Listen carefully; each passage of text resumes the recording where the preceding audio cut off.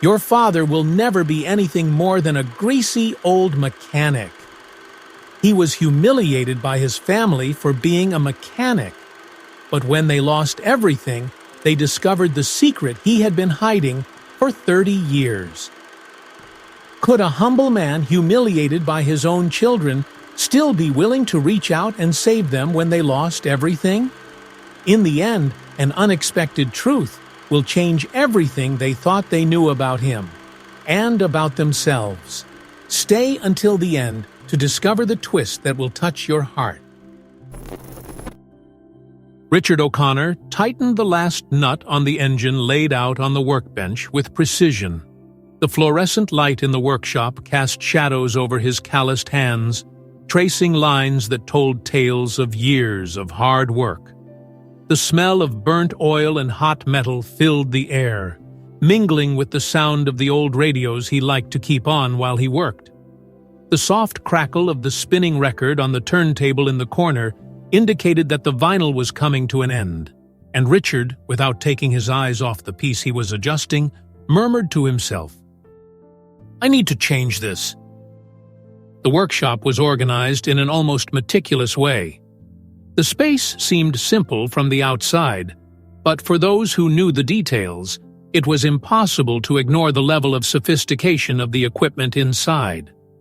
The metal shelves were filled with specialized tools, some that only an experienced mechanic would know how to use. In the back, a separate area housed luxury car parts, imported and neatly organized in labeled drawers.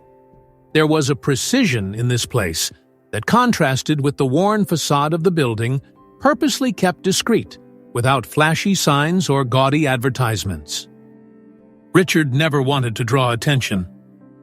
He sighed and wiped the sweat from his forehead with the back of his hand. His blue shirt was stained with grease, as always. He preferred to be seen as just a regular mechanic, a hard worker with a simple life, someone who spent his days immersed in engines, far from luxuries and frivolous distractions. But behind this image, there was much more than anyone could imagine. He grabbed a rag to clean his hands and looked around, absorbing the calmness of the environment. It was a safe place, his refuge, and, in a way, his armor. Then the phone rang. The sound sliced through the silence of the workshop like a blade. Richard frowned and walked over to the landline hanging on the wall. He almost never received calls there. "Hello?" The voice on the other end was familiar. "Richard." He paused for a moment, recognizing the deep, drawn-out tone. "Jake?" "It's me!" Richard relaxed a bit, but the tension didn't completely fade. Jake Williams was an old childhood friend, one of the few he still kept in touch with. They grew up together in the orphanage, sharing dreams and hardships, surviving in a world that didn't forgive weaknesses. "It's been a while." Richard leaned against the tool counter. "What's going on?" On the other end, Jake hesitated. "Are you following the news?" Richard felt a subtle chill run down his spine. "I don't usually waste time on that." "Well, maybe you should take a look. Something big is happening, involving your kid's stepfather." The pressure in his chest was immediate. Claire, Justin, Helen. Even after all these years, the mere mention of them still stirred something within him. Richard took a deep breath, trying to contain the avalanche of emotions threatening to spill over. "What happened?" Jake let out a heavy sigh. "I can't say much right now, but things are falling apart over there. Stay alert." Richard tightened his grip on the phone, trying to decipher what that meant. "Jake, can you stop with the suspense and just tell me already?" "I don't know all the details yet," Jake admitted. "But when I do, you'll be the first to know." The line went silent shortly after. Richard stood there, frozen, holding the phone as if he were stuck in another time. He felt the bitter taste of memory as Claire left him behind, taking the kids with her for a better life, or at least what she believed to be a better life. "A mechanic will never be able to give them everything they need," were her exact words that day. He rubbed his face, pushing the memories away. That was the past, a past he made sure to bury. Richard hung up the phone and returned to the workbench, but the task no longer seemed as engaging as before. The weight of the news hung over him. If Claire and the kids were about to lose everything, it meant that, for the first time in years, they might actually need him. But would he be willing to help them? That thought gnawed at him. He didn't want to admit it, but part of him still longed to hear his children's voices. He wanted to know if they were okay. But they had never tried to reach out to him. Since the day they left, Claire had made a point to cut any ties between them. He became a ghost, an uncomfortable memory of a life that didn't fit the luxurious standards she wanted to live by. And Justin and Helen, young and easily influenced, learned to see him the same way. They viewed him as a failure. Richard clenched his fists, feeling the fury and sadness mixed within him. Maybe it was better to leave things as they were. If their world was crumbling, they should learn to deal with it on their own. But what if the kids really needed him? That thought kept hammering in his mind. He looked around at the workshop, at everything he had built through his own hard work, at the secret he had guarded so carefully.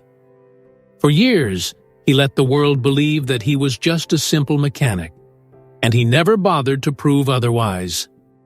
Now, for the first time, there was a real possibility that the past would come knocking at his door.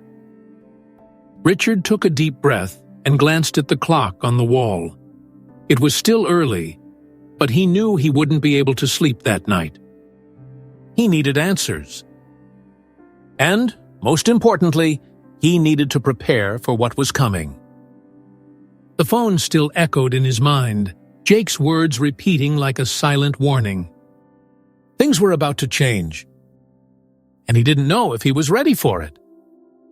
The wall clock in the grand living room of the mansion read 7:30 in the morning when Claire descended the marble stairs, holding her coffee cup with the delicacy of someone accustomed to being served. She wore a burgundy silk robe, her blonde hair perfectly styled, as if each strand had been placed there with precision. Her reflection in the golden-framed mirror still satisfied her. Elegant, sophisticated, a woman who had achieved everything she ever wanted. Or at least, that was what she believed until that morning. The doorbell rang. Once, twice. Claire sighed, irritated by the insistence. Where were the staff? Why wasn't anyone answering? She walked to the door with light steps and opened it with an automatic smile, expecting to see some luxury delivery or an illustrious visitor. But no, two suited men stood there, their expressions cold, their postures rigid. "Mrs. Grant?" the taller one asked, getting straight to the point. Claire narrowed her eyes, annoyed by the direct tone. "Yes, what do you want?" He handed her an envelope. It was thick, official. Something about it made her hesitate. Mr. Patrick Grant is being formally investigated for financial fraud and embezzlement. All accounts and assets are frozen as of this moment. Claire's hand trembled slightly as she held the papers. "There must be some mistake," she murmured, quickly flipping through the documents. The logo of the IRS was printed at the top of one page. "The freezes are immediate. We recommend that you contact your attorney." The men left her standing there at the entrance of the mansion, the papers in her hands and her mind racing. Her heart raced uncomfortably. Suddenly, she became aware of the silence, an oppressive silence. For the past few years, this house had always been a symbol of ostentation, lavish parties, friends laughing over champagne glasses, events where Patrick Grant's name was spoken with respect and even fear. Now, it was merely an empty structure on the verge of collapse. She hurried up the stairs, heading straight for Patrick's room. She needed answers. When she entered, she saw him sitting on the edge of the bed, his face pale, holding the phone to his ear. "Yes, I understand," he said, his voice deep. "I'll take care of it." He hung up, looked at her, and took a deep breath. "What's going on, Patrick?" Claire crossed her arms, expecting him to deny everything. He massaged his temples before responding. "There's no more money, Claire." The sentence fell like a verdict. She laughed, a nervous laugh, unable to believe it. "That's impossible. You're Patrick Grant. You have influence, assets." "Not anymore." He interrupted her, looking her in the eyes. "The investigation started months ago. What we had has been confiscated. There's nothing left." Claire felt the ground disappear beneath her. "It can't be," she whispered. "I tried to hide as much as possible, tried to work around it, but there's no way out this time." She felt a knot in her throat. That means this house, the cars, the accounts, everything will be taken. We have nowhere to run." Claire felt no pity. She felt no fear for her husband. She felt anger. He had deceived her. He had let her believe in a security that never existed. "You've destroyed us!" She spat the words with disgust. Patrick sighed and lowered his head. He knew. Claire didn't wait for anything more. She turned and left the room. In the hallway, she spotted Justin and Helen, who had just woken up. "Mom?" Helen asked, confused. Claire gripped the staircase railing tightly. "Gather your things," she said without looking at them. "We're leaving." Hours later, as tow trucks carried away luxury cars and real estate agents inspected the mansion for a future foreclosure sale, Justin and Helen sat in the back of a taxi. Justin stared out the window, his fists clenched in his lap. "This can't be happening," he murmured. Helen didn't respond. She looked at her hands, unable to process everything. The night before, she had gone to bed in a cotton Egyptian sheet-covered bed. Now, she was being evicted from the house where she had grown up. The car stopped in front of a simple hotel in the city center. Claire got out without saying a word, and Justin and Helen followed her. At the reception, Claire tried to use her card. "Transaction denied." The receptionist's eyes said it all. Claire gritted her teeth and pulled out some cash from her purse. "One night?" "You'll need to pay in advance for each day," the receptionist informed her. Claire ignored the comment and took the key. When they entered the small room, Justin threw his backpack on the floor. "This is ridiculous," he said. Helen sat on the edge of the bed, still trying to absorb it all. "It can't be like this forever. Dad will fix everything," she whispered, unaware that her words sounded naive. Claire laughed, a cruel and bitter laugh. "Your father?" She turned to her daughter. "He's ruined. Patrick is finished." Helen swallowed hard. Justin, who had been pacing back and forth, suddenly stopped. "And now, Mom, what are we going to do?" Claire sighed, leaning against the wall. "I need time to think, but I know staying here isn't an option." Helen looked at her with tear-filled eyes. "Where else can we go?" Claire hesitated, and in that moment, the answer emerged. She looked at her children, studying their confused and lost expressions. "We're going after your father," she said. The two children fell silent. Justin laughed, incredulous. "This is a joke, right?" "We have no choice," Claire retorted. Helen blinked, surprised.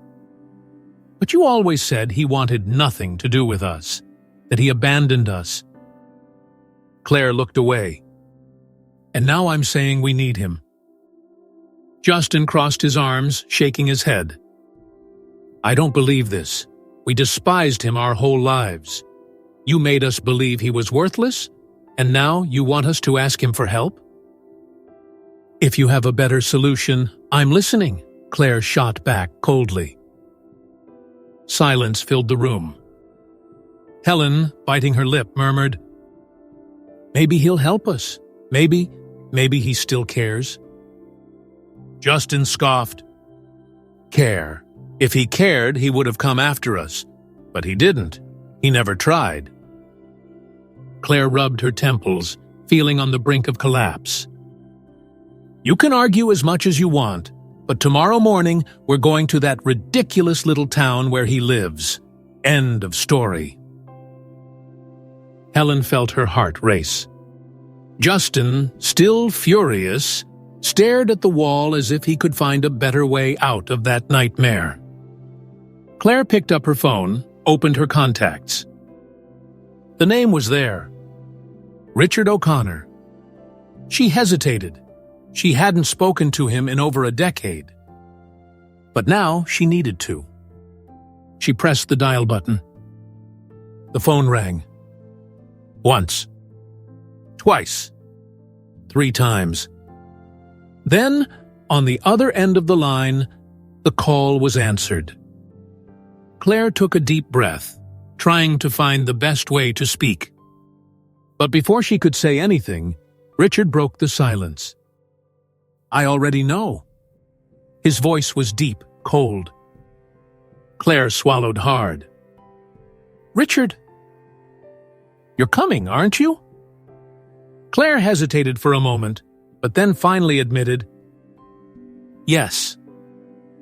The line went silent, and then he hung up.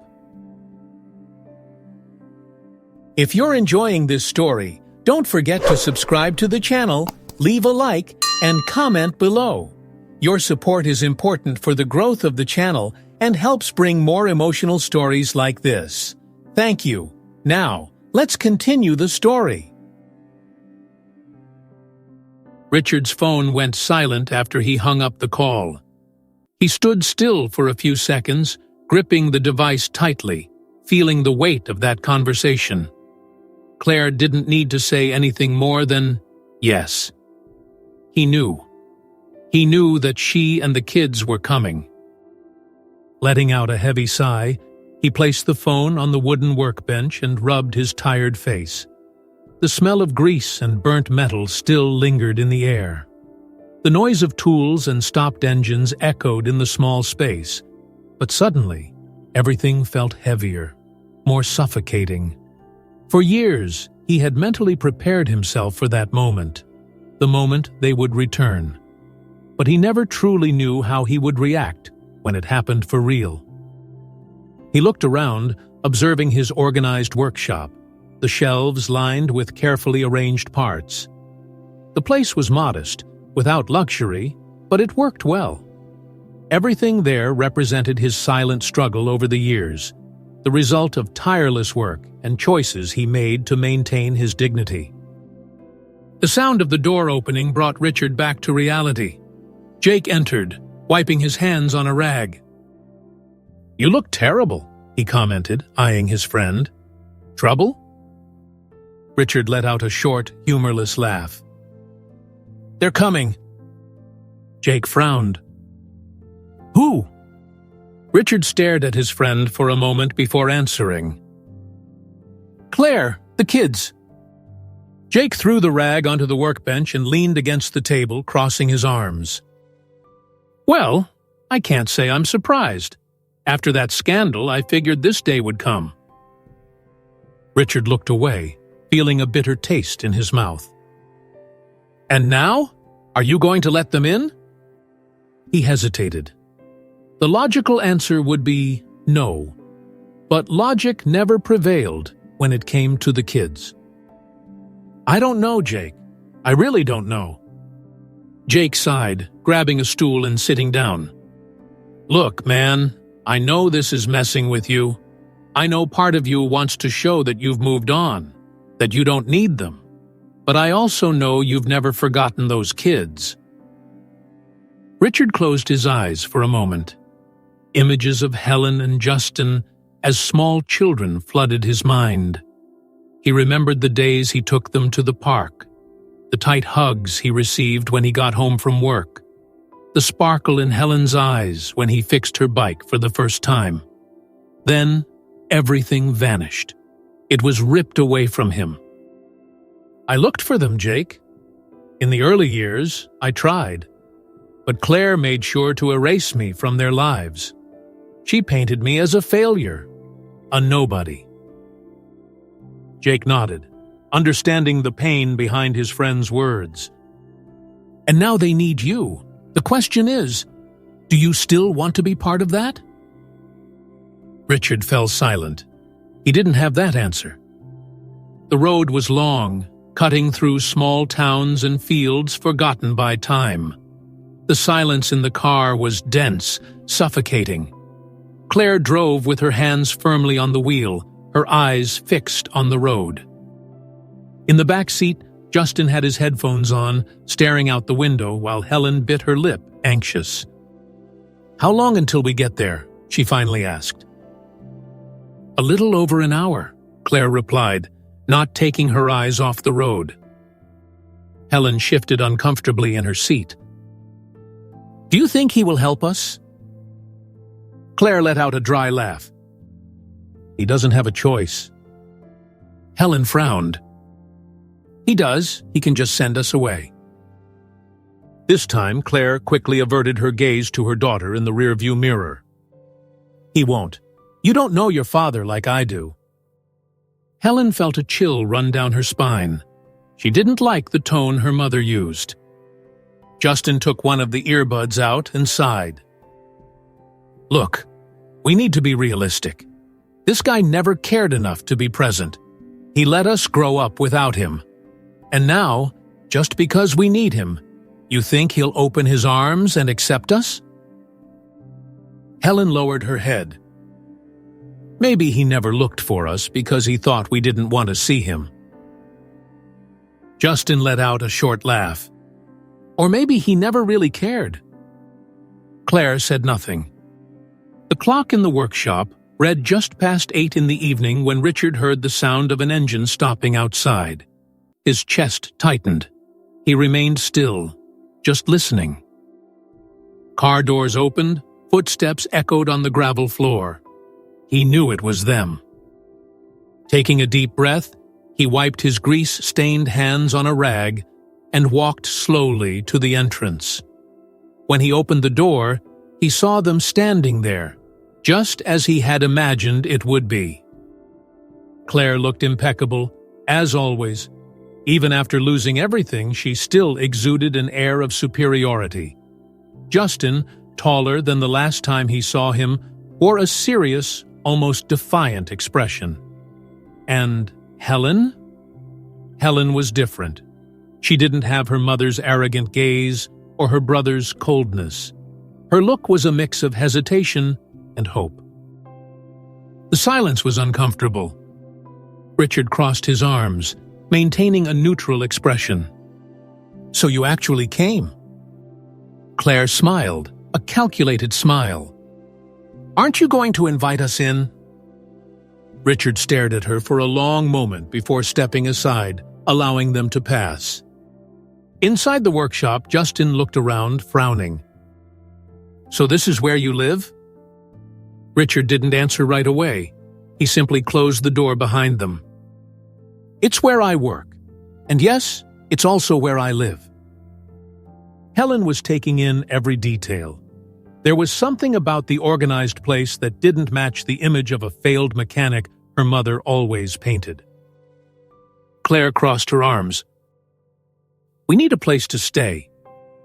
Richard scoffed, shaking his head.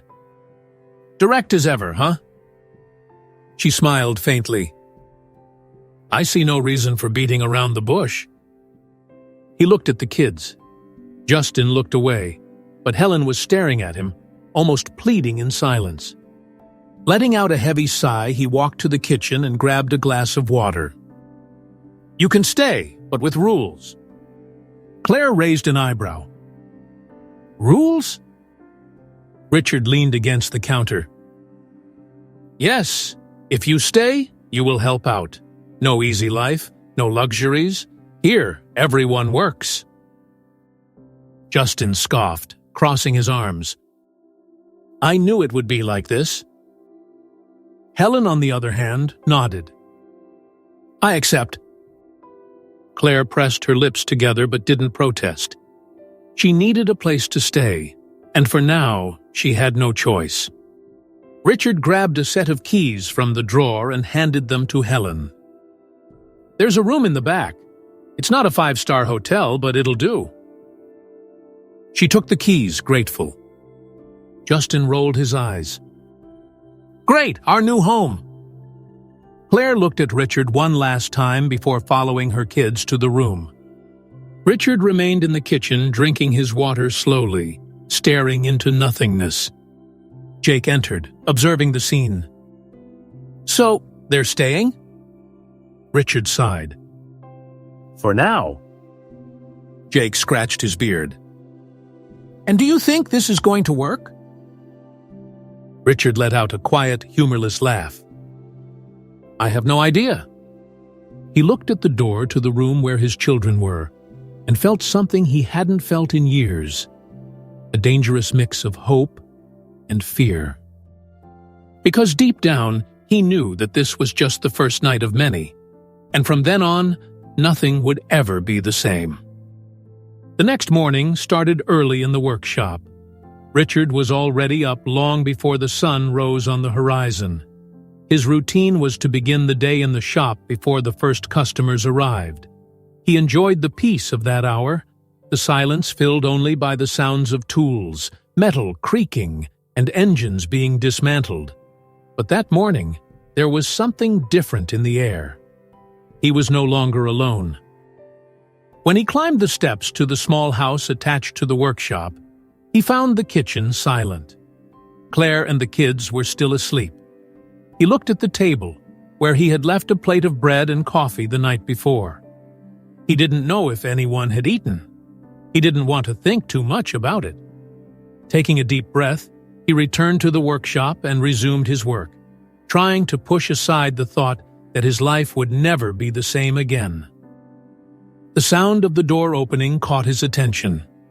Helen appeared in the doorway, hesitant, wrapping her arms around herself as if protecting herself from the morning chill. Good morning, she said, her voice a bit low. Richard wiped his hands on a cloth and looked at her. Good morning. I thought you all would still be asleep. Helen gave a small smile. I woke up to the noise, and I didn't sleep very well. New place, you know? Richard nodded, returning to dismantling an engine on the workbench. It'll take some time to get used to it. She looked around, observing the organized tools, the shelves filled with parts of various sizes. Did you always work alone here? Yeah, he replied without lifting his eyes from the task. Helen hesitated before asking, Do you need help? Richard paused for a moment. He hadn't expected that question. He looked up at her and assessed her for a moment. It didn't seem like she was just trying to be polite. There was a genuine tone in her voice, a curiosity he hadn't seen before. If you want to learn, there's plenty to do around here, he said, picking up a screwdriver and pointing to a disassembled engine. But I warn you, it's not easy. Helen smiled faintly. I think I can try. Richard stepped back a bit and indicated the engine. Then start by removing those screws. Be careful not to lose any. She picked up the tool and knelt beside the piece. With her hands slightly trembling, she began to turn the screws. It was a simple process, but for someone without practice, it took time. Richard watched out of the corner of his eye, not interfering. Meanwhile, Justin appeared in the doorway, crossing his arms as he saw the scene unfold. "Seriously, Helen, do you really think you need to do that?" She sighed, keeping her eyes on her task. "We're here because we have to be, Justin, not because we want to be." He scoffed, rolling his eyes. "That doesn't mean we have to become mechanics."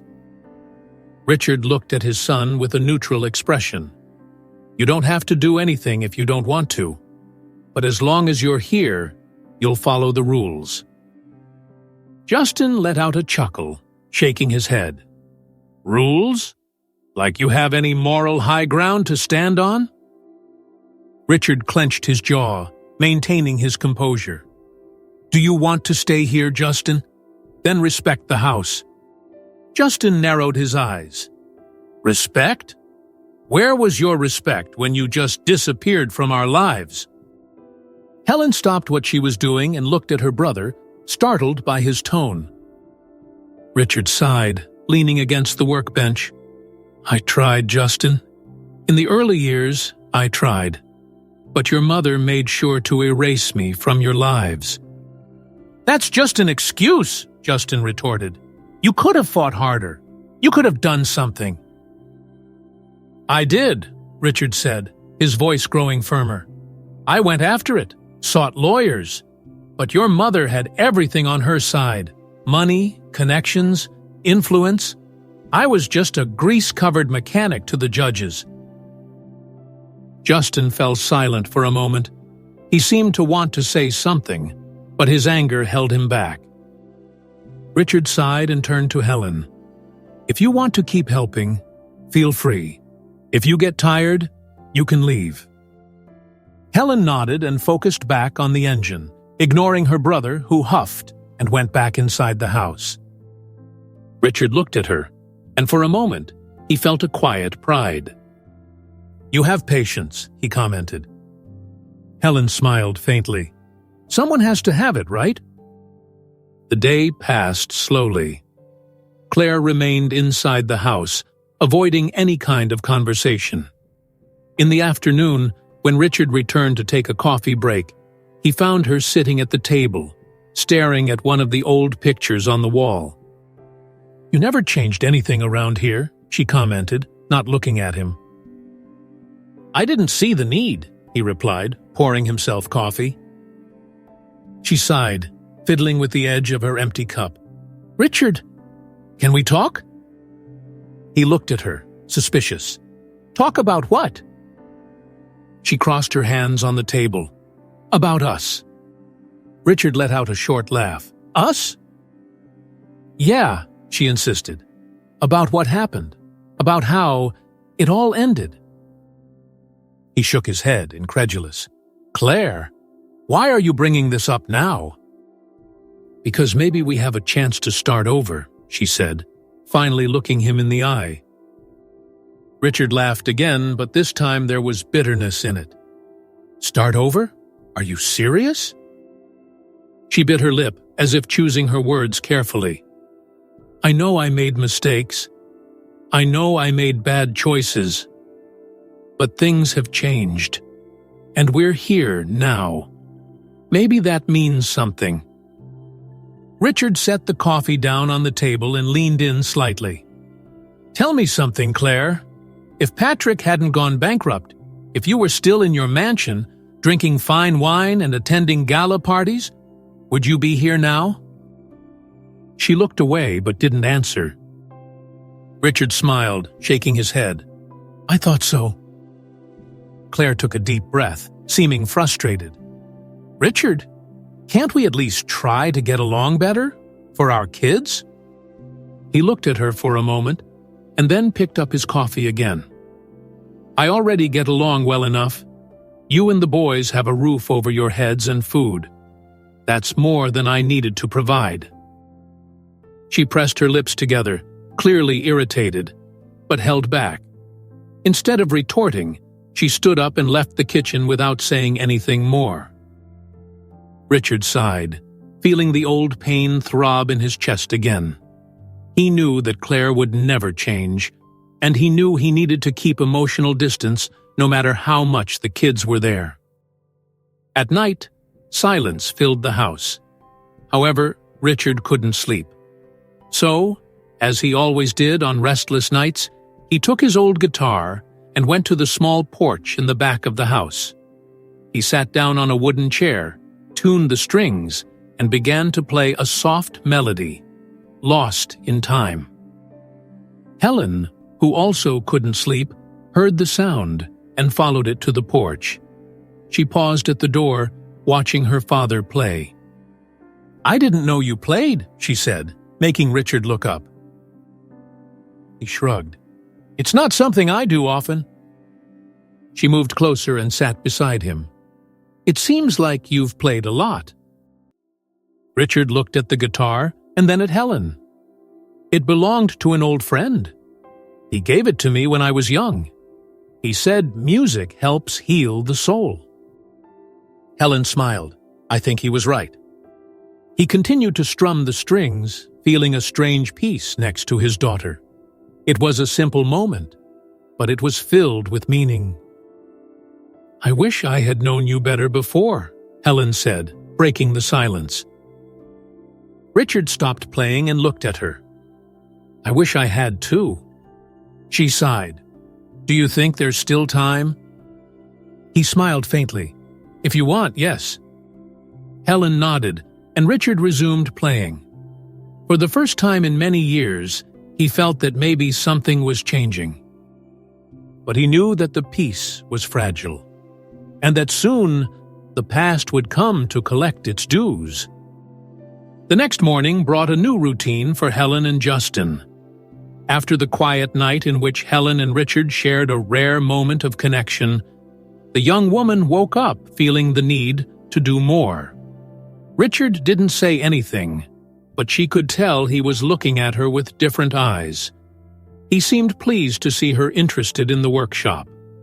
On the other hand, Justin still resisted, carrying with him the pride and anger that seemed to grow with each passing day. Richard had left early to fetch new parts, leaving the two of them in charge of tidying up the workshop. Helen took the opportunity to dive into the work. With a broom in hand, she swept up the dust that had gathered in the corners of the shelves, while Justin fiddled with some tools, bored. "I don't get why you're trying so hard with this," Justin grumbled, tossing a screwdriver onto the bench. "He probably won't even notice." Helen sighed, not stopping what she was doing. "I think he will. And even if he doesn't, at least we're showing that we're trying." Justin scoffed. "Trying what? To prove we're worthy of being here? That's ridiculous. Did you see how he treats us? He doesn't want us here." Helen stopped and turned to him. "Have you ever thought that maybe he has reasons for acting that way?" Justin crossed his arms, silent. Helen went back to sweeping the floor, but something caught her eye. In the corner of the workshop, near an old rusty shelf, there was a small metal cabinet. The lock looked ancient, but the padlock appeared slightly worn. Something about its appearance sparked her curiosity. "Hey, what's this?" she asked, pointing at the cabinet. Justin looked and shrugged. "I don't know. A bunch of old tools, maybe." Helen approached and ran her hand over the metal surface. Time had left its marks, but the object seemed sturdy. She tried to pull the door, but it was locked. Feeling the thrill of discovery, she looked around for something that might help her open it. "You shouldn't mess with that," Justin warned, frowning. "Why? Are you afraid of what we might find?" Helen replied defiantly. Before Justin could retort, she grabbed a screwdriver and began to force the lock. With a sharp snap, the padlock gave way. Helen's heart raced. She slowly pulled the door open, and inside the cabinet, she saw a small metal box. Her hands trembled as she picked it up and placed it on the bench. The two siblings exchanged glances. "Open it already," Justin urged, trying to mask his own curiosity. Helen flipped the clasp and lifted the lid.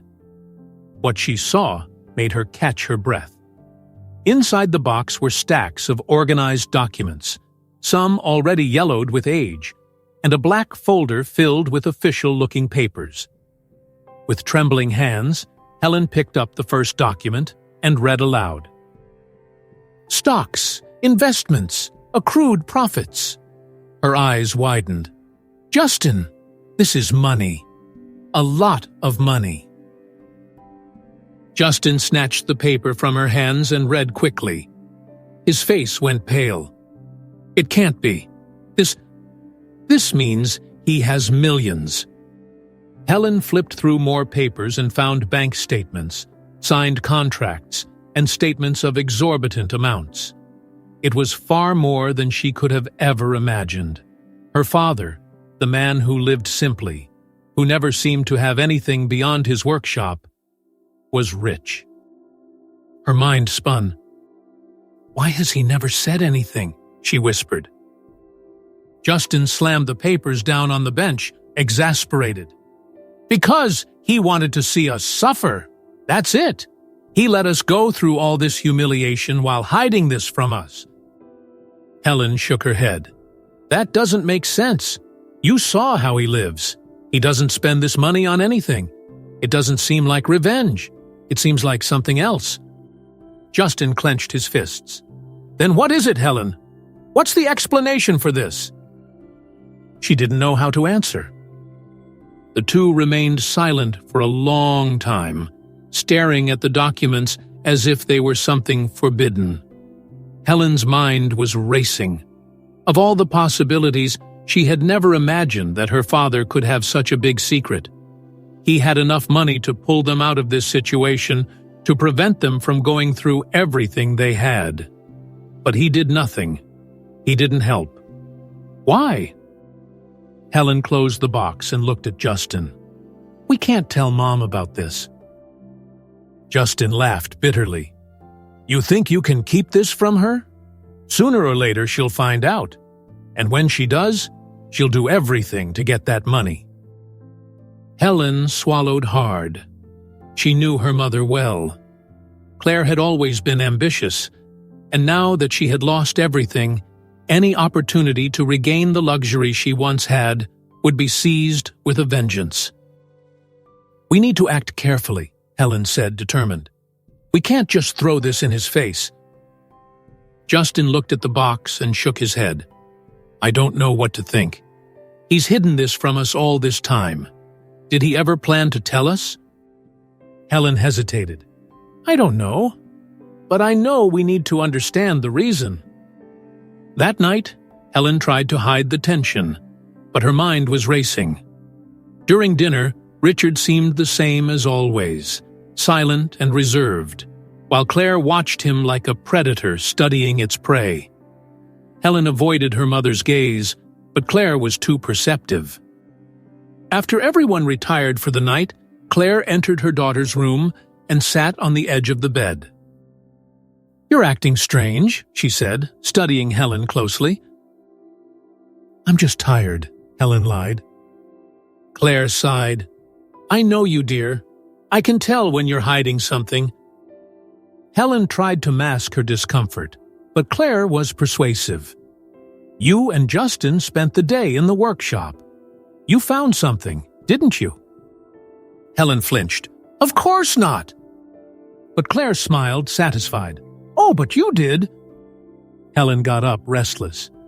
I don't know what you're talking about. Claire moved closer and held her daughter's hands. Helen, dear, I just want what's best for us. You know that. If your father has something that could help us, don't you think we should know? Helen pulled her hands away, uncomfortable. If he never said anything, there must be a reason.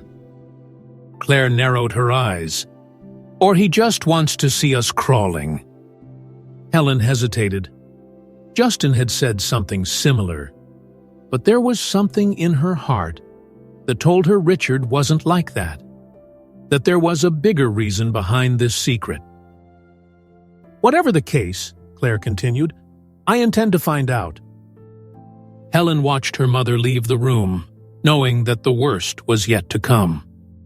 The next morning, Jake showed up at the workshop. Richard's old friend always had an observant look, as if he could see beyond the obvious. He noticed the tension in the air and sensed that Claire was acting differently. When Richard left to get more parts, Jake approached Helen. "Girl, something's going on. What is it?" Helen hesitated. "I think my mom discovered something's wrong." Jake frowned. "Did she mess with something she shouldn't have?" Helen lowered her head. "Actually, it was us. Justin and I found documents in the workshop. My dad has money. A lot of money." Jake sighed heavily. "I knew this would happen sooner or later." Helen stared at him. "You knew?" Jake looked around and lowered his voice. "I know your dad isn't just any mechanic. He always knew how to do business, but he never trusted anyone enough to reveal it. I never asked because I knew he had his reasons." Helen crossed her arms. "So why does he hide it? Why doesn't he use that money?" Jake gave a half-smile. "Because Richard doesn't want to be seen as a rich man. He wants to be seen for who he really is. He's afraid that if people know, they'll start treating him differently. Like a trophy, not like a man." Helen felt a tightness in her chest. It made sense. But did that mean her father would never trust them enough to tell? Before Jake could continue, the workshop door swung open, and Claire walked in with a controlled smile. "Jake," she said, nodding her head. "Long time no see." Jake maintained a neutral expression. "Claire." She looked around, then at Helen. "Where's Richard?" "He went to get parts," Jake replied curtly. Claire smiled. "Great, because I need to talk to him." Jake exchanged a quick glance with Helen. He knew what was coming.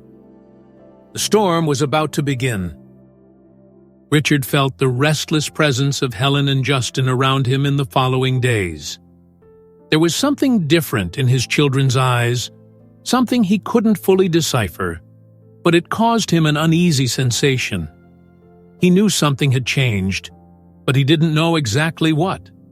His kids were more attentive to the details of the shop, observing him discreetly, as if they were trying to understand something they had never cared about before. This kept him on edge.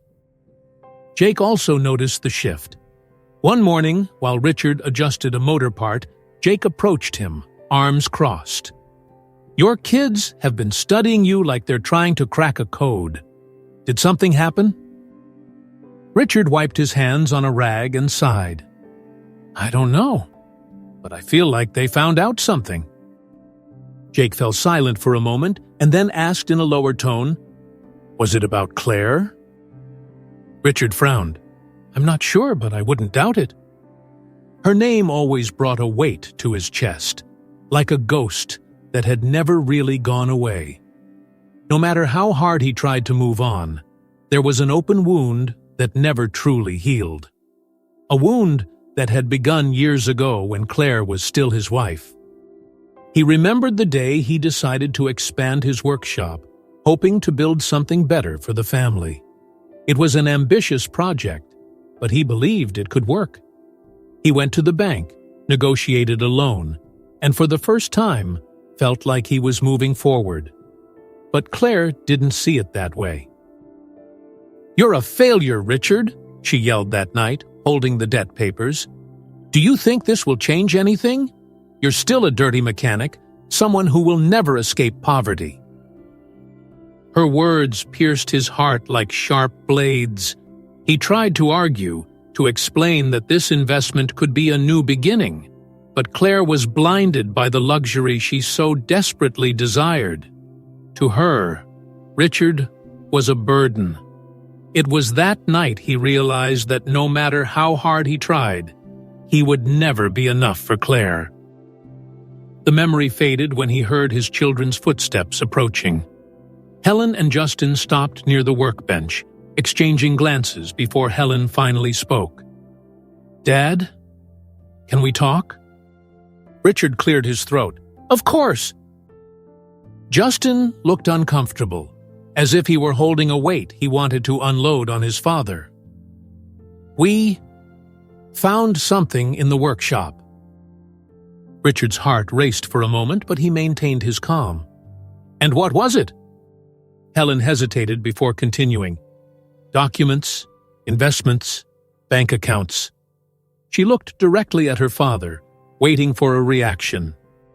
Richard remained silent for a long moment. He closed his eyes and took a deep breath. Then he finally responded, his voice deep but not aggressive. "And what do you want to know?" Justin crossed his arms. "Why didn't you ever tell us? You let us believe you were living in poverty while we went through all sorts of humiliation." Richard looked at his children and, for the first time, felt the weight of the revelation upon them. Helen appeared confused, while Justin was clearly angry. "Do you think I hid this for fun?" Richard said with a sigh. "Or out of spite?"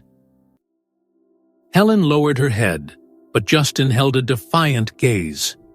"I don't know what to think.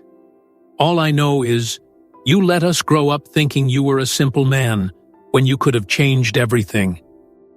Richard ran a hand over his face, weary. "And if I had changed, you would have grown up seeing money as the solution to everything. I saw what luxury did to your mother. I never wanted you to become prisoners of what she became." Helen bit her lip. "Then why didn't you ever trust us? Didn't you think we could be different?" Richard looked at her with sadness. "Because I didn't know. Because deep down I was afraid you would also see me as just a bank account." Silence fell between them. Helen seemed to absorb every word, but Justin still appeared to be wrestling with it all. Before anything more could be said, the workshop door opened and Claire walked in. She wore an elegant dress, even though she no longer had access to the luxury she once flaunted. Her perfume filled the air, a strong and striking scent that Richard knew well. She smiled softly, with a calculating look in her eyes. "May I come in?" she asked. Richard nodded, but his gaze remained firm. Claire approached slowly, like a cat stalking its prey. "I heard we had an important conversation here." Helen and Justin said nothing, but Claire continued. "Richard, I know you were hiding something. I've always known you weren't just an ordinary mechanic." She gave a small smile. "And I confess that this has made me rethink many things." Richard crossed his arms. "And what exactly have you been rethinking?" She lightly touched his arm, a gesture that, years ago, would have disarmed him. "Our past. What we had. Maybe we rushed into many decisions. Perhaps if we'd given each other a second chance, everything would be different." Richard laughed without humor. "Different? Claire, you left me because you thought I would never be anyone." She smiled gently. "And maybe I made a mistake." Richard's eyes darkened. He knew where this was headed. Claire wasn't remorseful. She was trying to manipulate the situation, as she always had. "Do you think I'm an idiot?" he asked, his voice low but laden with coldness. "Do you think you can just say a few pretty words and I'll forget everything?" Claire pressed her lips together, but her posture remained confident. "I just want you to think. Not for me, but for our children. They need stability, Richard. And now we know you can provide that." Helen looked at her mother with indignation. "Mom, stop! This isn't about us. It's about you." Claire turned to her daughter with a look of reprimand. "Of course it's about you. I just want what's best for our family." Richard took a step back, as if placing an invisible barrier between him and Claire. "Our family? Claire, You made your choice a long time ago. There's no more us. You just want to reclaim what you lost." Claire maintained her smile, but her eyes shone with something close to fury. "And if that's the case, do you think you're better than me? Look at you, hiding money, pretending to be a poor loser. You had the power to change everything and chose to do nothing." Richard leaned in toward her, his eyes locked onto hers. "And you had the power to stand by my side when I needed you most, and you chose to abandon me." Claire fell silent. The only sound was the distant wind entering through the window, breaking the tension in the air. Justin watched everything, unsure of which side to take. Helen felt a knot form in her throat at the scene unfolding before her. It was the first time she had seen her parents lay their truths bare. Finally, Claire took a step back and sighed. "If you want to keep hiding, fine. But don't expect everyone to play along with your little game." She looked at Justin and Helen. "Sooner or later, you'll realize he never truly trusted you." She turned and left, leaving a heavy silence in her wake. Richard closed his eyes for a moment, feeling the weight of it all on his shoulders. When he opened them, he found Helen looking at him with something that resembled empathy. Justin, however, wasn't ready to accept all of this so easily. He turned to his father, his expression unreadable. "She's right about one thing," he said. "You never trusted anyone." Richard watched his son leave in pursuit of his mother, feeling as if the past was trying to pull him back. But he would not be dragged down. He had already lost too much. Helen stayed behind, watching her father. She wanted to say something, but didn't know how.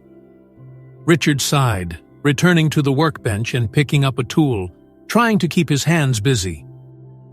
But Helen knew that this wouldn't end here. And deep down, Richard knew it too. If this story has moved you so far, take a moment to subscribe, like, and comment. Your engagement means a lot and helps keep these powerful stories coming. Thank you. Now, let's move forward with the story. Richard remained in the workshop, his hands gripping a wrench as he adjusted an old engine. The silence that lingered after the argument with Claire and Justin weighed heavily in the air. Helen had stayed in the workshop with him, but she said nothing. She simply watched her father, as if trying to understand him in a way she never had before. She took a deep breath before speaking. "I don't want to be like Mom." Richard paused what he was doing and looked up at his daughter. His gaze was hard, but there was something there, a flicker of hope. "I know you don't." Helen bit her lip, restless. "But at the same time, it scares me that for so many years, I believed everything she said about you." Her voice trembled slightly. "And now, I don't know what's true anymore." Richard wiped his hands on a dirty oil rag and sat down on a bench next to her. Time has a cruel way of distorting things, but it's never too late to see with your own eyes. Helen nodded slowly, absorbing her father's words. She wanted to believe there was still time to rebuild something between them. But before she could say anything more, the sound of screeching tires interrupted the moment.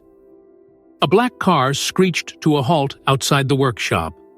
The doors swung open, and two tall, burly men stepped out. They wore dark clothing and had hard expressions, their faces marked with scars and calculating gazes. Helen felt a chill run down her spine even before either of them spoke. Richard stood up immediately, his eyes narrowing with suspicion. He recognized that type of people from a distance. The first man, a guy with a shaved head and a crooked nose, stepped forward, surveying the workshop with a meticulous look. "Richard O'Connor?" His voice was deep, laced with threat. Richard didn't flinch. "Who's asking?" The man smiled dryly. "Let's just say we're old creditors of a mutual acquaintance, Patrick Grant." Helen tensed at the mention of her stepfather's name. She looked at Richard, but he remained still, as if he had been expecting something like this. The second man, shorter but just as intimidating, crossed his arms. "It happens that your ex-stepfather left quite a mess in some accounts, and we know his family is around here."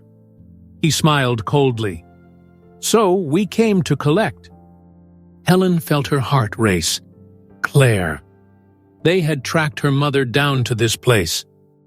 Richard stepped forward, blocking the men's path. His expression showed no fear, just deep exhaustion. "If you've come for Claire, she has nothing left. Patrick left her without a dime." The shaved-head man took a step closer, closing the distance between them. "That's not our problem. What we want to know is if her family has any money stashed away." Helen noticed the tension rising in her father's shoulders. He was assessing the situation, trying to understand how far those men would go.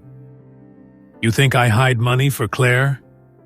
Richard let out an ironic laugh. "If that were the case, do you really think she'd still be here?" The second man tilted his head, pretending to consider. "Maybe. Or maybe you simply don't want anyone to know what you really have." Helen felt a knot form in her throat.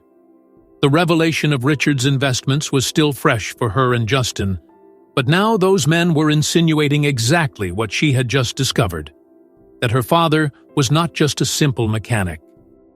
The first man snapped his fingers, and another black car approached. Claire and Justin were shoved out of it, visibly shaken. Claire looked pale, and Justin was furious. "Dad!" he shouted, breaking free from one of the goons' grips. "They caught us as we were leaving the hotel." Claire took a deep breath and quickly composed herself. She looked at Richard, and Helen saw something different in her expression. It wasn't despair. It wasn't fear. It was quick calculation. She knew Richard wouldn't let them go unprotected. The shaved-head man smiled. "See, it looks like we're all together now. Let's settle this like adults." Richard stood firm. "How much does Patrick owe?" The second man wore a satisfied smile. $3 million. Helen held her breath. $3 million. It was an absurd amount. Claire's eyes widened. "That's ridiculous! Patrick never—" "He does," the man interrupted. "And if he doesn't pay, someone will have to pay in his place." Justin stepped forward. "We don't have that kind of money." The first man pointed at Richard. "But he does." The silence that followed was crushing. Claire didn't take her eyes off Richard, and Helen felt her heart pounding in her chest. What would her father do? Richard ran a hand over his face, clearly irritated. He knew those men wouldn't simply walk away empty-handed. And above all, he knew his family was in danger. He turned and walked towards a hidden safe at the back of the workshop. Everyone fell silent as he unlocked it and pulled out a thick bundle of cash. Helen was stunned. She had never seen Richard handle money like that. Justin looked equally shocked. Richard returned to the men and extended part of the money. "This covers a fraction of the debt. You'll receive the remainder in installments. But my family won't be bothered again." The first man took the money and examined the bills, satisfied. He looked at Richard and nodded. "You have a week to pay the rest. If not, we'll be back. And next time, it won't be so peaceful." He gestured to the other men, who got back in their cars and drove off. The sound of the engines fading away was the only thing that broke the silence. Claire quickly approached Richard, her eyes gleaming dangerously.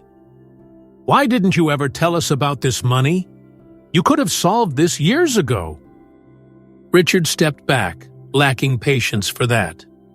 You never learn, do you? It's not about money, Claire. If I had given you everything from the start, you would have never learned anything." She crossed her arms, irritated. "And what should I have learned, Richard? To live like you? To fix cars? To accept less than I deserve?" Richard looked her in the eyes, tired. "Yes, Claire. Accept less than you think you deserve, but everything you really need." Claire laughed humorlessly. "You've always liked to play the martyr. But in the end, look at you. You still have money. You always have." Helen felt something shift within her. She looked at Justin, but he still seemed in shock, unsure how to react. Richard turned to his children. "I did what I did because I knew one day you'd need to learn the difference between money and value." He turned his gaze back to Claire. "But you never learned." Claire let out a frustrated sigh and walked away, muttering something inaudible. Helen looked at her father, feeling a knot in her chest. For the first time, she realized the weight he had carried alone all those years. He had protected them, even when he didn't have to, even when they didn't deserve it.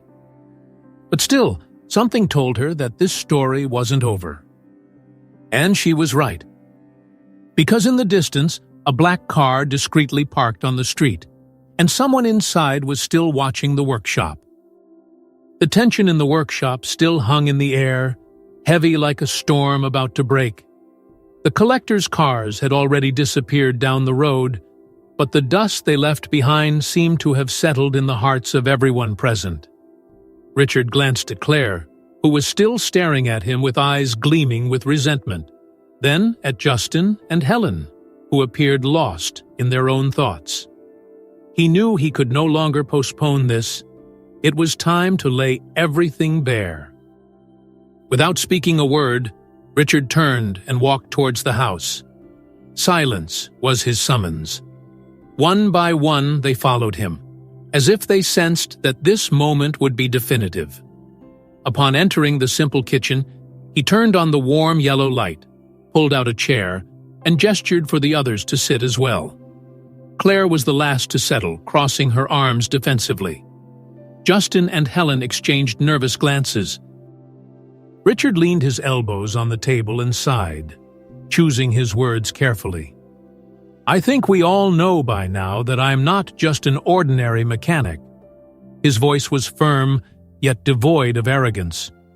"I spent years living in what seemed like simplicity, but the truth is, I had a plan, a reason for hiding what I had." Justin frowned, clearly unsettled. "So it's true.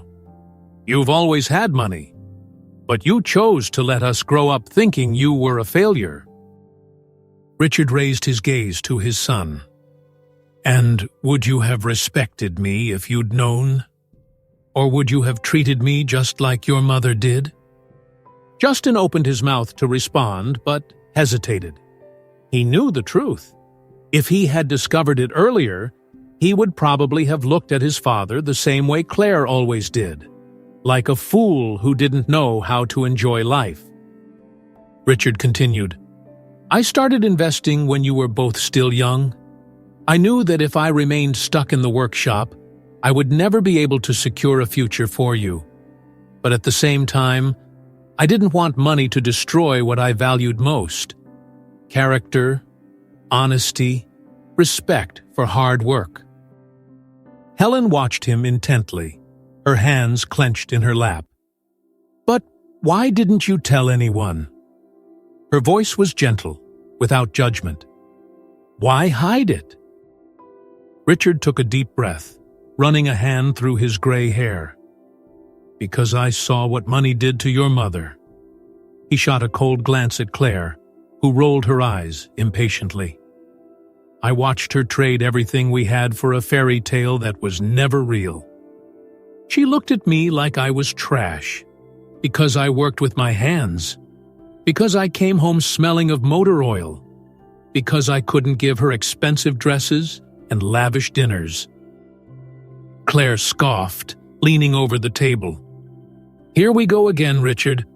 You always pretend to have been the perfect husband, but the truth is, you never gave me anything but empty promises." Richard slammed his hand on the table, his patience wearing thin. "I gave you something money can't buy, Claire. Love, stability, family. But none of that was ever enough for you, was it?" The silence that followed was deafening. Claire looked away, but her hardened expression showed she wasn't ready to give in. Helen lowered her head, feeling a knot tighten in her throat. Everything she had grown up hearing about her father, all the stories her mother told, suddenly felt distant, unreal, as if they had been fabricated to mask Claire's own guilt. Richard looked at his children, his expression now softer. "I didn't tell you about the money because I knew it could change how you saw me. But when you came here, I saw a chance. Not to rub in your faces what I had, but to show that there are more valuable things than a bank balance." Justin rubbed his face with his hands, clearly grappling with the truth that now seemed inescapable. "And if we had found out earlier, would you have kicked us out?" Richard shook his head. "No, but I would have made you prove you were here for something beyond interest, just like I'm doing now." Claire let out a sarcastic laugh. "So all of this was a test? You really think you can play God, Richard?" He turned to her with an impassive look. "It wasn't a test, it was a shield to protect me from people like you." Claire's face twisted in anger. "You've never forgiven me, have you? All these years? And you still blame me for choosing something better for myself?" "Something better?" Richard laughed without humor. "You chose an illusion, Claire. And when that illusion crumbled, you came running to me because you knew I would be the only person who could fix the damage." Claire slammed her hands on the table and stood up, her eyes blazing. "I always knew you held a grudge, but I never thought you'd be capable of watching your own family suffer and just sitting back." Richard stood up too, his face inches from hers. "Suffering? You want to talk about suffering? You took my children away from me, Claire. You called me worthless, humiliated me, treated me like I was invisible. And now you want to pretend you've always loved me?" She swallowed hard, but her defiant expression didn't waver. "I may have made mistakes, but I never stopped being the mother of your children." He pointed at Justin and Helen. "And look what you did to them. You raised them to believe I was nothing, that I was worth nothing." Helen's eyes were filled with tears. She looked at her mother, searching for any sign of regret. But Claire simply turned away, as if she didn't want to face the damage she had caused. Justin took a deep breath, and for the first time, his voice sounded different, softer, more broken. "Dad," he hesitated before continuing, "I spent my whole life thinking you were a failure, that you left us because you couldn't give us a better life." He glanced at Claire, and his expression now held disillusionment. "But now I see that everything I was taught about you was a lie." Claire turned to her son, incredulous. "Justin, you can't be serious." He met her gaze. "I am, Mom." His voice trembled, but it was steady. "I see now that what separated us from him wasn't what he did. It was what you did." Richard remained silent, but something within him seemed to finally settle. He looked at Helen, waiting for her reaction. She sniffled, wiping her eyes. "I just want my dad back." Her voice was small, but it carried an overwhelming sincerity. "I want to really know him. No lies, no pride." Richard felt his heart tighten. He hadn't expected that. He hadn't expected his children to truly see the truth. Claire crossed her arms, staring at everyone as if she had been betrayed. But then a new expression crossed her face, a look Richard recognized well. Calculation. She hadn't given up yet. She took a step closer to him, her voice now soft, almost melancholy. "Richard, we can fix this, you and I. We can be a family again. I made mistakes, but—" Richard raised a hand, interrupting her. "No." His voice was definitive. "You don't want a family, Claire. You want security. You want money? But love? You've never known what that is." Claire's eyes sparkled with something close to fury. "So that's it? You're going to kick me out of your life for good?" Richard turned to Helen and Justin. "Do you want to stay? Learn to live a life with purpose? Or do you want to follow in your mother's footsteps?" Helen didn't hesitate. "I want to stay." Justin looked at Claire for a long moment, but in the end, his choice was already made. He turned his eyes back to Richard and nodded. "Me too." Claire looked at her children, incredulous. "You're going to abandon me? After everything?" Justin let out a heavy sigh. "We didn't start this." The silence that followed was the heaviest of all. Claire looked at Richard one last time and then, without saying another word, turned her back and left the house. No one tried to stop her. The sound of the door closing behind her echoed through the house, sealing a fate that had been set years ago. Richard looked at his children and, for the first time, felt that there was a new chance ahead. But something inside him warned that Claire wouldn't leave without leaving one last mark. The door of the house still vibrated from Claire's departure. The silence that settled afterward was dense, filling every corner of the small home that, just moments ago, had been the stage for confrontations and long-overdue truths. Richard stood still, his eyes fixed on the dark wood of the door, as if he expected her to return. But deep down he knew she wouldn't. At least not now. Helen took a deep breath, wrapping her arms around herself as if trying to shield from it all.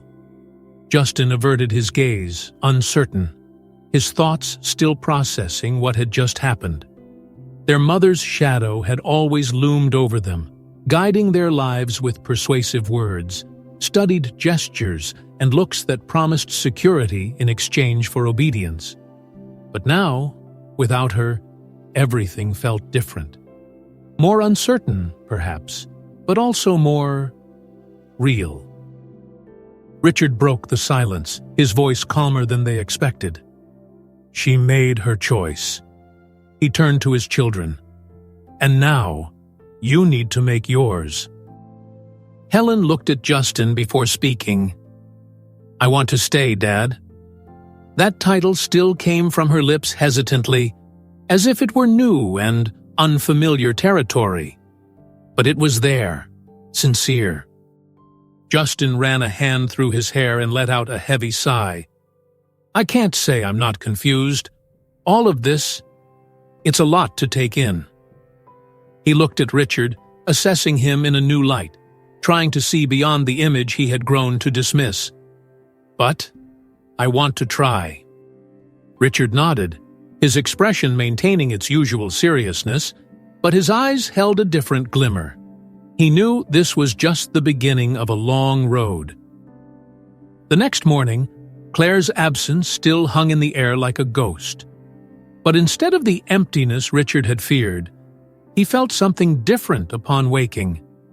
A lightness he hadn't experienced in years. For the first time, his house wasn't filled with poisonous words, disdainful looks, or hollow smiles. It was a different silence, a silence of possibility. He found Helen in the kitchen, awkwardly trying to figure out how to use the coffee maker. Richard watched without intervening until she looked up at him and laughed, a little embarrassed. "I've never had to do this before," she admitted. He smiled faintly. "Well, there's always a first time." Justin soon appeared, yawning and surveying the space as if he were in a strange place. "So, what's the plan now?" he asked, pouring himself a cup of coffee. Richard pulled out a chair and sat down, gesturing for the two of them to do the same. "The plan is simple. If you want to stay here, you have to work. I'm not saying you have to become mechanics, but you need to learn to value effort." Helen nodded immediately. Justin hesitated, but eventually shook his head in agreement. Richard continued, "I want you both to keep studying. If you want to go to a public college, I can help, but with one condition." Helen furrowed her brow. "What condition?" "You need to get involved in something that truly helps people. Working here in the shop is one option, but there are others. I want you to understand that what really matters isn't the money, but what you do with it." They both fell silent for a moment. Helen was the first to speak. "I want to try. I don't know exactly how, but I want to do something meaningful." Justin took a sip of his coffee, thoughtful. "I'm in. But don't expect me to love this shop overnight." He shot Richard a playful look. "I still don't know if I like grease." Richard chuckled softly. "We'll see." The following days were marked by a new routine. Helen began to take more interest in the things around the shop, watching Richard work and asking questions about engines and repairs. Justin, on the other hand, took a bit longer to adapt, but eventually started participating in small tasks, testing his patience as he fiddled with tools and helped with simple adjustments. In that first week, Richard taught Justin how to change the oil in a car. At first, the boy complained about the smell, the heat, and the dirt.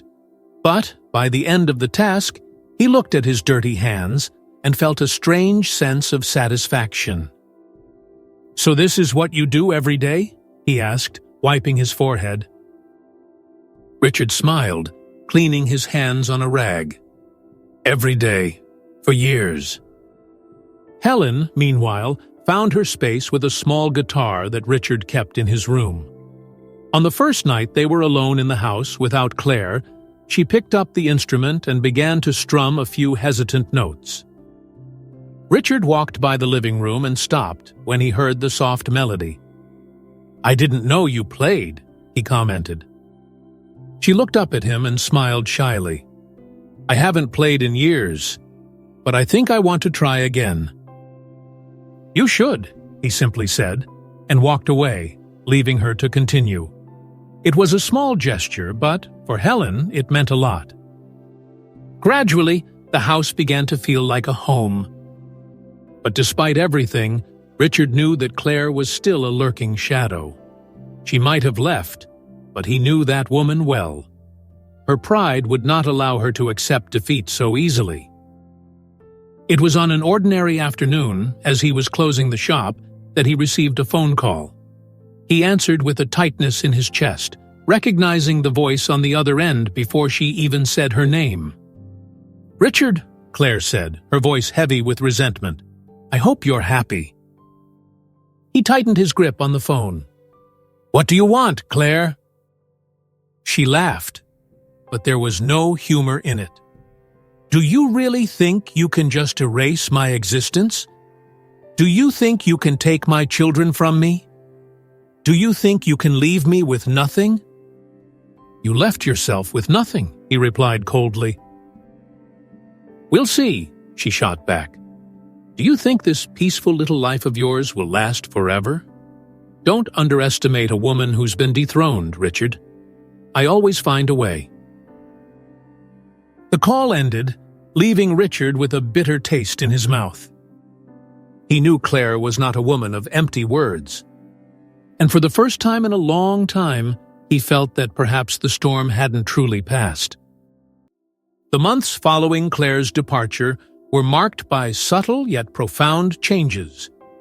The workshop, which once felt like a solitary space, began to be filled with occasional laughter, conversations, and, most importantly, teamwork. Justin, who initially resisted accepting the routine of a mechanic, started to familiarize himself with the tools, understand the engines, and take an interest in how machines worked. His initial pride faded in the face of the satisfaction that came from doing a job well. What began as an obligation imposed by Richard transformed into a genuine interest. He couldn't quite tell if he enjoyed the work itself or the fact that, for the first time, he felt close to his father. Helen, on the other hand, found her place in a different way. When she realized that Richard supported community projects quietly, she decided to get involved. She began participating in social activities in the town, bringing music to children in shelters and helping with charity events. The guitar she found in her father's house became her tool for connecting with others. For the first time, she felt she wasn't living in her mother's shadow. She played, sang, and saw in the children's eyes something she had never found in the world of ostentation she had grown up in: genuine gratitude. Life in the workshop also transformed. Richard, who once viewed his space as a refuge from disappointment, began to share his days with his children. Over time, he decided to expand the business and invited Jake to become a partner. Together, they invested in modernizing the workshop, turning it into a local landmark. The once discreet place began to attract attention, and Richard's name became respected not only by customers, but by the community as well. One morning, Helen noticed something curious. Her father usually left at specific times and always took a small envelope with him. She had never questioned it, but her curiosity grew. Justin also noticed the behavior and, one day, decided to discreetly follow him. Helen, hesitant at first, eventually agreed. The two followed him from a distance, keeping a safe space so they wouldn't be noticed. Richard walked to a secluded spot near the lake where he used to fish. But instead of sitting by the water, he headed towards a small building under construction. Outside, some people were working on erecting walls, painting, and organizing simple furniture. The siblings exchanged glances, confused by what they were witnessing. They waited until Richard entered and, minutes later, cautiously approached. Helen found a discreet sign mounted at the entrance: O'Connor House of Care, a new beginning for those in need. Her father's name was there, but he had never mentioned anything about it. They exchanged looks, feeling a knot form in their throats. What they were discovering was bigger than they had imagined. Justin took a deep breath and entered first. He walked slowly through the space, observing the details. The rooms were simple yet cozy. There were small bedrooms with beds lined up, a communal kitchen, and an area dedicated to study and leisure. Some children were already there, being cared for by volunteers. The brother looked at Helen, his expression filled with surprise and admiration. Richard was in the center of the main hall, talking with one of the project coordinators. When he turned and saw his children there, his face showed a mix of surprise and apprehension. "I didn't expect you here," he said, his voice quieter than usual. Helen approached slowly, her eyes brimming with tears. "Dad, what is this?" Richard sighed, looked around, and then at his children. "This has always been my plan," he replied simply. "I never wanted money for the sake of money. I never cared about luxury, about status. I wanted to do something that really mattered." Justin crossed his arms, still trying to process it all. "Why didn't you ever tell us?" Richard looked directly at him. "Because this wasn't about you, it was about me, about these children, about what I can leave for them." Helen brought her hand to her face, wiping away a tear that had slipped down. This is incredible, Dad." He smiled softly, a smile filled with pride and emotion. I grew up without family, without a place that gave me security.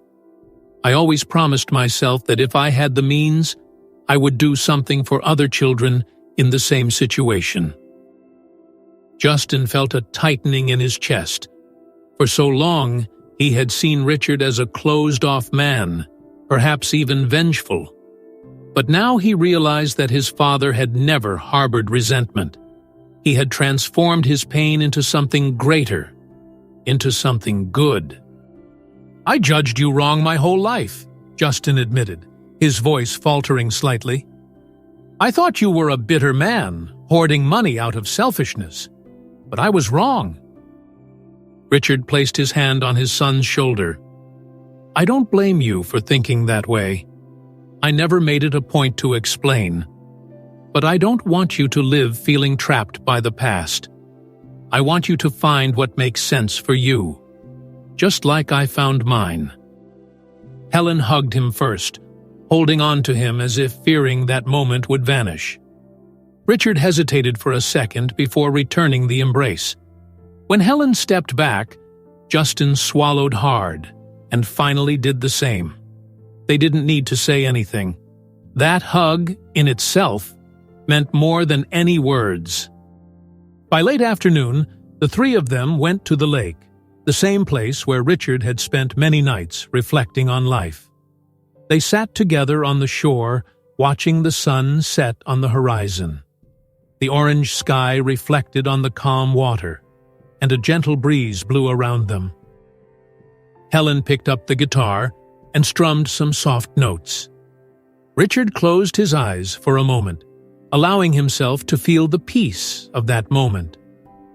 Justin looked at the two of them and smiled slightly, feeling that, at last, they belonged to that place.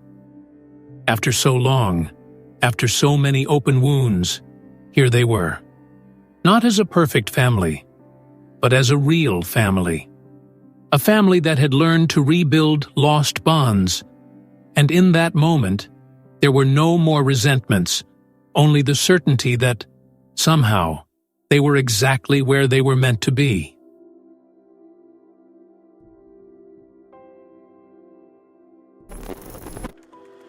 Life often takes unexpected turns, teaching us that true wealth isn't found in money or material possessions, but in love, integrity, and the relationships we nurture. Richard's journey showed us the power of resilience, forgiveness, and the importance of staying true to one's values. In the end, it wasn't the fortune he built that defined him, but the legacy of kindness, wisdom, and humility he left behind. His children learned that genuine success isn't about luxury, but about character, effort, and the love we share with those who truly matter. Now, take a moment to reflect. What truly defines a person's worth? What they own or the impact they have on others? And what did you think of this story? Share your thoughts in the comments below. If you enjoyed this story, don't forget to subscribe, turn on the notification bell, leave a like, and comment your thoughts. Your support helps bring more emotional stories like this. And don't miss the next recommended video. Click on the card on the screen to keep watching. Thank you for being here. See you in the next story.